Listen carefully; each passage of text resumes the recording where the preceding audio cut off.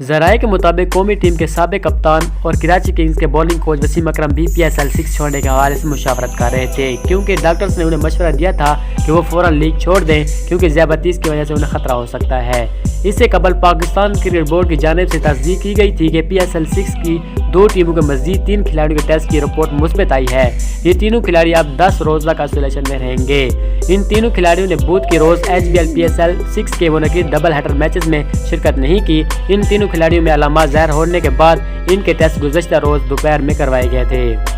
आलमी वबा के बढ़ते हुए केसेस के बहस PSL 6 मुलतवी। पाकिस्तान सुपर लीग के छठे एडिशन में अब तक 6 खिलाड़ी आलमी वबा का शिकार हो गए। बिस्मिल्लाहिर्रहमानिर्रहीम, अस्सलाम वालेकुम। एक और वीडियो के साथ आपकी खिदमत में हाजिर हैं। आप देख रहे हैं स्पोर्ट्स। पाकिस्तान क्रिकेट बोर्ड की जानिब से PSL 6 में आलमी वबा के बढ़ते हुए केसेस के बहस 20 फरवरी से शुरू होने वाली लीग को मुलतवी कर दिया गया।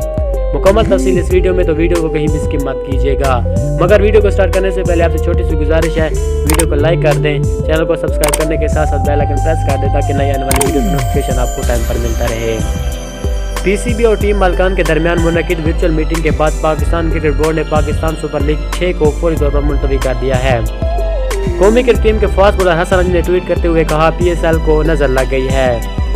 दूसरी जानब चंद घंटे कबल कराची किंग्स के ऑस्ट्रेलियाई खिलाड़ी डेनियल क्रिस्टियन ने PSL 6 से दस्तबरदारी का ऐलान कर दिया था, जिसकी तस्दीक PCB ने खुद करते हुए कहा, कराची किंग्स के ऑलराउंडर डेनियल क्रिस्टियन दुबई रवाना हो रहे हैं।